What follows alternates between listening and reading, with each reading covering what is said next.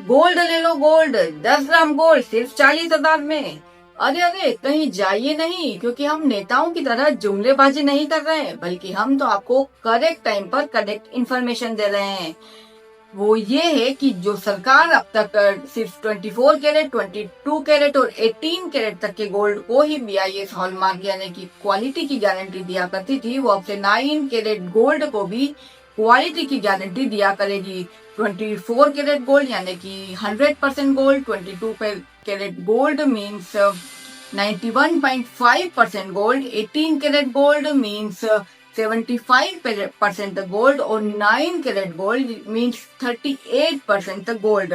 अभी तक 9 carat gold को BIS हॉलमार्क नहीं मिलता था, जिससे कि ग्राहकों को इसमें ठगी का काफी ज्यादा चांसेस होते थे, लेकिन अब से इसे भी BIS हॉलमार्क सरकार के द्वारा प्रोवाइड कराया जाएगा, जिससे कि अगर आप ये वाली ज्वेलरी खरीदते हैं तो और आगे जाकर के आप इसे सेल करना चाहते हैं तो वो अपनी रियल टाइम गोल्ड वैल्यू के हिसाब से ही सेल होगी, यानी कि ज्वेलरी की ज्वेलरी और इन्वेस्टमेंट का इन्वेस्टमेंट। तो अगर आपने भी सोचा है इस फेस्टिवल सीजन गोल्ड ज्वेलरी खरीदने का, तो सोच क्या रहे हैं जनाब, जल्दी से जाइए अपने ज्वेलर के पास।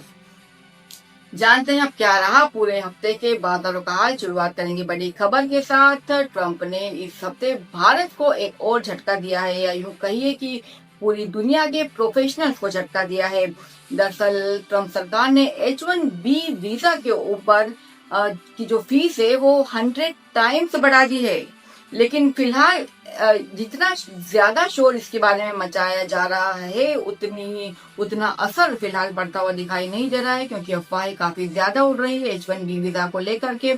काफी सारे ऐसे फैक्ट्स हैं जो आपके लिए जानना जरूरी है, तो हम वन बाय वन चर्चा करते हैं इन फैक्ट्स के ऊपर।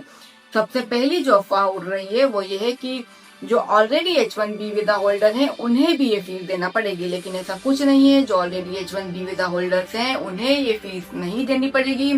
इवन रिन्यूअल के टाइम भी उन्हें पुरानी वाली फीस ही देनी रहेगी। दूसरी जो सबसे बड़ी अफवाह उड़ रही है वो ये है कि हर साल जब भी रिन्यूअल होगा तब उन्हें इतनी बड़ी फीस यानी 88 लाख रुपीस देने पड़ेंगे, जबकि ऐसा नहीं है। ये सिर्फ वन टाइम फीस रहेगी, वन टाइम अप्लीकेबल है। जब भी पहली बार आप H1B वीजा को लेकर अप्लाई करेंगे तभी आपके लिए ये फीस लगेगी। और तीसरी जो अफवाह उड़ रही है वो ये है कि ये कई सालों तक लगातार चल सकती है, लेकिन ऐसा कुछ नहीं है। फिलहाल ये सितंबर 2026 तक ही लागू रहने वाली है, यानी कि सितंबर 25 के बाद से जो भी H1B वीजा के लिए अप्लाई करेंगे सिर्फ उन्हीं के लिए ये फीस रहेगी। जो ऑलरेडी H1B वीजा होल्डर हैं उन्हें ये फीस नहीं देनी रहेगी। तो ये कुछ सारी अफवाहें हैं जो कि फिलहाल H1B वीजा को लेकर के फैल रही है। और अगर आप H1B वीजा होल्डर है, आपका कोई रिलेटिव H1B वीजा होल्डर है, तो फिलहाल आपको ज्यादा टेंशन लेने की जरूरत नहीं है। चलते हैं दूसरी बड़ी खबर की तरफ। ये खबर भी अमेरिका की तरफ से ही आ रही है। दरअसल अभी तक हमारे फार्मा प्रोडक्ट्स पर अमेरिका ने टैरिफ नहीं लगाया था, लेकिन अब से 1 अक्टूबर से हमारे फार्मा प्रोडक्ट्स पर 100% तक का टैरिफ लगा दिया गया है। जी हाँ, जो भी कंपनीज जो भारत से फार्मास्यूटिकल प्रोडक्ट्स अमेरिका को भेजती है उनके ऊपर 100% तक का टैरिफ रहेगा, लेकिन जो भी भारतीय कंपनियां जिनका मैन्युफैक्चरिंग प्लांट भी अमेरिका में है उन्हें फिलहाल इस टैरिफ से बाहर रखा गया है। जानते हैं क्या रहा पूरे हफ्ते बाजारों का हाल। इस टैरिफ वॉर का असर बाजारों पर साफ साफ दिखने लगा है। करीब 1 महीना हो चुका है भारत के ऊपर एक्स्ट्रा टैरिफ इम्पोज हुए। इस हफ्ते लगातार छठे दिन भारतीय बाजार लाल निशान में बंद होते हुए नजर आए। वहीं हफ्ते के अंतिम दिन अच्छी खासी बाजारों में गिरावट दिखाई दी। सेंसेक्स जहां 750 से ज्यादा अंक लुढ़क के बंद हुआ, वहीं निफ्टी ने भी करीब 300 अंकों का गोता लगाया। पिछले हफ्ते के मुकाबले इस हफ्ते की बात करें तो करीब 3% तक गिर करके सेंसेक्स और निफ्टी बंद हुए हैं। और सबसे ज्यादा जो कमजोर सेक्टर्स रहे वो फार्मा सेक्टर के स्टॉक्स रहे और IT सेक्टर्स के स्टॉक्स रहे। हालांकि फिलहाल सेंसेक्स और निफ्टी में ऐसा कोई भी सेक्टर नजर नहीं आ रहा है जो कि हरे निशान में या पॉजिटिव टेरिटरी में बंद होता हुआ नजर आया।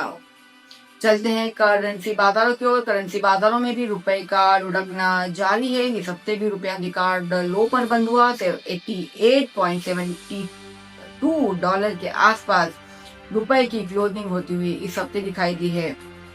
चलते हैं कमोडिटी बाजारों की ओर। कमोडिटी बाजारों में दो जो बड़े प्रेशियस मेटल्स हैं, ऐसा लगता है कि वो बेलगाम घोड़े बन गए हैं, लगातार सर पर दौड़ते जा रहे हैं और कहीं भी फिलहाल थमने का नाम नहीं ले रहे हैं। जी हाँ, आप बिल्कुल सही समझे हैं।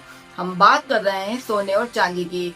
सोना जहां 1,13,000 का लेवल क्रॉस कर गया है, वहीं चांदी भी 1.5 लाख की ओर दौड़ती हुई नजर आ रही है। फिलहाल चांदी की जो कीमत है 1,38,000 के आसपास फिलहाल रिकॉर्ड लेवल पर पहुंच गई है। वहीं क्रूड ऑयल इंटरनेशनल बाजारों में $70 के करीब पहुंच चुका है।